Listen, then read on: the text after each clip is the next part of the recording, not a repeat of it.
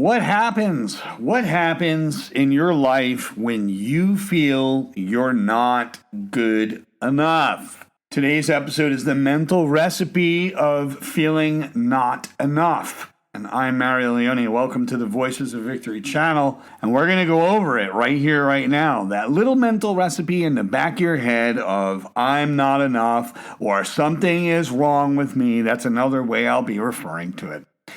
So you yourself might walk into certain rooms already feeling judged by everyone around you. You might think that as they're looking at you, there's a whole bunch of thoughts and judgments about you. Not because people actually hate you in some way, shape, or form, but deep down you carry that mental recipe that says, I'm not enough. There's something totally wrong with me, and I have to prove my worth. I have to prove who I am.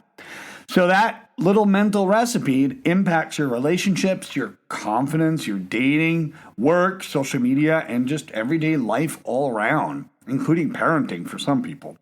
And most people don't even realize it's running in your mind in the background, and it's going to impact your entire life. And we're talking about the mental recipe of shame and feeling quote unquote defective. And we have to take a hard look at how real self-worth gets created over time. One way you can understand it is action creates evidence. But there's more to it because you have to be able to get to action. And if you have a fear of taking action, well, that can be part of the problem.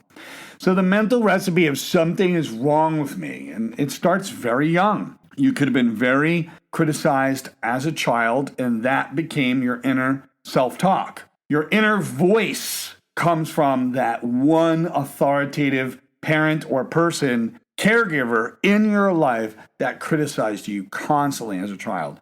And maybe you felt ignored. Your emotions were totally ignored. You got compared to your siblings. You got compared to your brother or sister, or maybe your cousins, or maybe even people at school. And you felt rejected quite often. And you grow up feeling that love has a bunch of conditions directly attached to it. Like every single solitary action of love had some kind of price tag to it, some kind of condition that was attached to it. And when you hear this for years, you hear that little inner voice, your brain starts to look at the whole narrative and story and accept it as an absolute truth. And what happens is you stop thinking that you've made mistakes or you made an error. You stop thinking about it that way. You look at it like there's something wrong with me. And that very belief, that entire belief, starts moving your life into a direction that you don't want it to go. And it goes in that direction. So what do you do now in modern day 2026? You overthink the conversations. You have difficulty with vulnerability because vulnerability is no longer hiding parts of who you are. So what do? You actually hide parts of yourself. You fear rejection. You've become a people pleaser and you can't seem to find any other way around it. You're chasing perfection, and it has to be perfection because you will not accept looking like a failure in front of other people. So you chase perfection. And that makes constant worry. And the reason why it's constant worry is you don't want to disappoint others. You don't want to disappoint everyone around you. So what happens? You become the quiet person, the person who doesn't want to speak, the person who doesn't want to talk, the person who doesn't want to engage in conversations when the groups are actually talking. Some of you might even become overly successful, that you have to have this high demand on who you are. So you might chase attention, you might chase validation, money, relationships, or just downright more approval overall. But here's the deal. Underneath all of this, when we strip away all of the surface stuff, it's the same thing. It's the same idea, the same belief. And here's the belief. I need to prove that I'm worthy to other people. So it becomes a sense of shame, and that shame changes how people see themselves. So when shame becomes a part of your identity and who you are, your brain starts looking around. It looks for evidence. Remember we said action creates evidence, and your brain will search for proof or evidence. And sometimes you could take action and go in a different direction, but you're already looking for the proof everywhere else. And that's what's important, is when you're working on your identity, you have to be able to create that proof for yourself. You can't look at the proof of everywhere else. So when you get broken up with in a relationship, that feels personal to you, that you feel that you're at fault. If you make a mistake, it feels personal. I'm a failure. It's not that I've experienced failure. It becomes I am a failure. Criticism feels massive. It's like every time you criticize, you will criticize yourself. And as you criticize yourself, you'll also feel the need to criticize others, because it's the same mechanism that's on the inside is outside. It's mirrored. Whatever's on the inside is mirrored to the outside world. Now, that being said, rejection feels like a permanent thing. That once you get rejected in a relationship or in dating, you will replay that for weeks in your head. And you will let it take up rent and mental space in your skull. So even a compliment, if someone gives you like a heartfelt compliment, that can actually feel uncontrollable, because somehow that compliment just totally has a head-on collision with the story and narrative that's already running in your mind. So someone that gives you a compliment, the first thing you'll say in your head is, what do they want? They obviously want something, right? Even though it's a heartfelt, actual compliment. But it goes against that little narrative that's inside your head. And you know what it is? I'll be honest with you. It's exhausting. It creates emotional exhaustion, without a doubt. So what happens is you start performing every day. You start performing because you don't want to live naturally. It's all about performance. It's all about how you look, because how you look is actually going to matter. But we need to look at what's going on. You might stop and take notice of everything you say all the time. Did I say the right thing? Did I say the right thing to the right people in front of the right group? So what you do is you're constantly changing what you say in your head in order to portray yourself in a certain way. So you have to control the way you're portrayed in front of other people. The worst part about it is embarrassment. When you get embarrassed, it's not just embarrassment, it's embarrassment times 100. So you fear that. When you do experience it, it's probably worse than most people.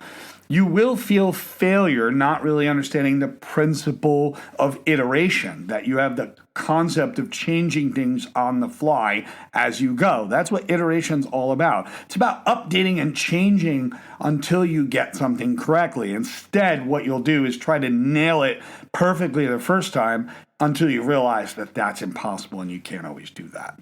So here's the deal. It might work some of the times, but it certainly is not going to work all of the time. You can't turn it into a generalization because it simply is impossible. So what happens is you fear people seeing the real version of who you actually are on the inside.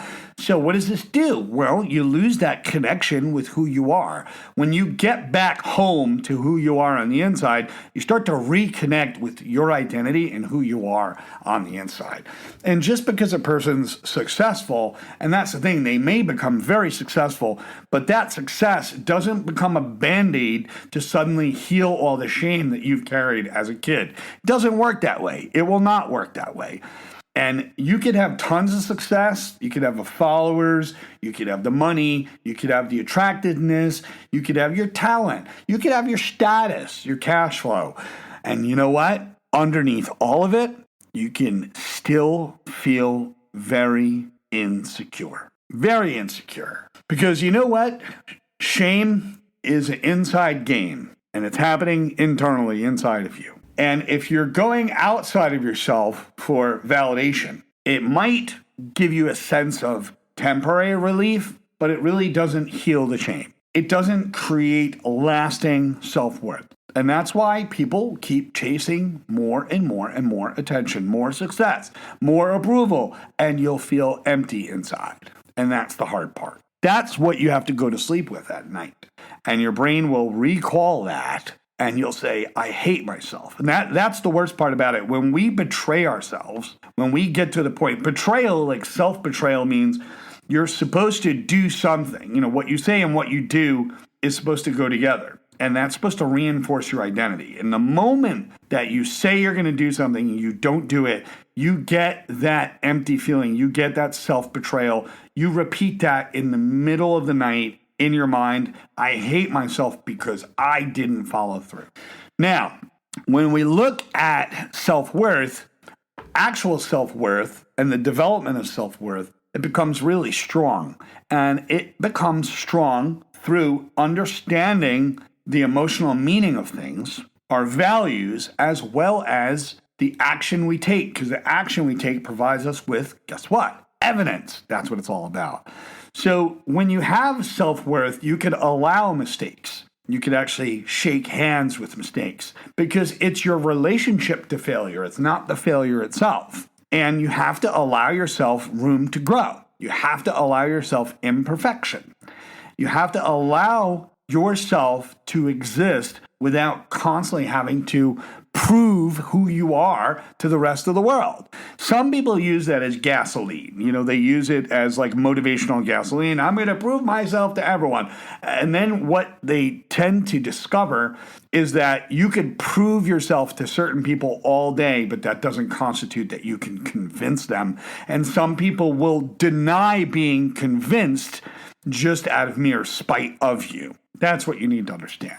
So that is very exhausting at the end of the day. And that changes how life actually feels. Your failure, it becomes something easier to recover from once you develop that self-worth, once you start to take action. And when you get rejected, you realize that someone else had their own mental recipe, and that mental recipe's got nothing to do with you.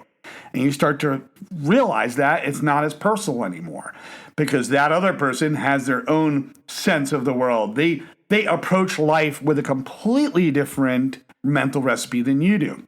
And when you start to criticize or get criticism, it becomes easier to process because you understand that when people do criticize you, that also may be a mental recipe of their own, and it may have nothing to do with you. And the way you handle and understand criticism will also be different. So your nervous system begins to chill the hell out. And guess what? It's not treating every single thing as a damn mistake anymore. It's not proof of that you're unworthy in some way, shape, or form. So what I want to bring out as an overall underlying principle here is that shame has become your identity. And it sucks. I'll admit it. It sucks. And over time, that shame is no longer emotional anymore. It starts feeling truthful to people. It becomes who you are. It's like, this is who I believe I am. And they reinforce this into their identity. And this changes how you experience life.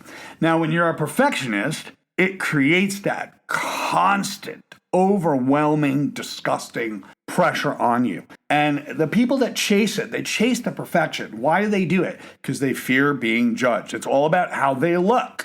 When I say how they look, it's relative to the fear of being judged by others. So this creates massive anxiety. You get burnt out, and there's total, undeniable self-criticism. Now, outside of that, validation becomes part and parcel of the whole thing, because when you validate, it creates this little relief. Okay, I feel comfortable now. I've just validated. Because attention and approval can somehow feel good emotionally. So it's kind of like getting a tiny dopamine hit that's fake based on the attention you get and the approval you actually get. At the end of the day, though, your self-worth gets stronger because you yourself decide to approve of yourself. You decide to accept who you are. Now, when that happens, when you get self-acceptance, that's awesome when you start to accept who you are, because what that does is it creates emotional stability. And people who feel stable, they feel emotionally stable, they stop treating mistakes like a personal concept, a personal failure. So this creates stronger confidence over time. So here it is at the end of the day, and we're going to wrap it up right here. A lot of people really aren't fighting reality like they think they are. They are fighting their own mental recipe, not realizing that other people have their mental recipe, and they've built their own recipe years ago. And when you start challenging that recipe, your whole life begins to change. You get to be the chef in this entire process. And that's the fun part, because your goal in life wasn't ever to be perfect. It is physically impossible to be perfect because you're constantly unfolding every single day and you're growing, shaping, and changing. You're not fixed, you're not finished, you're not complete, and you're not going to be. Even when you reach that PhD, there's still more work to do. Even when you reach that job, that car, that microwave, that house, whatever the case may be, whatever you reach, it's still not complete.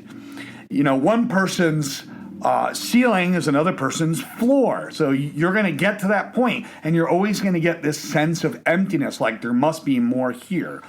But there isn't more here, because life is a journey and it's not in a straight line. But it is important for you to feel content and complete on the inside, and you understand that life is going to throw everything at you sideways. And it's all about your journey, because your journey is not their journey is not yours. Live it, move forward, and be content in your heart. Have a great day, and see you on the next episode. Don't forget to click the link below, and don't forget to like, subscribe, and check out my YouTube.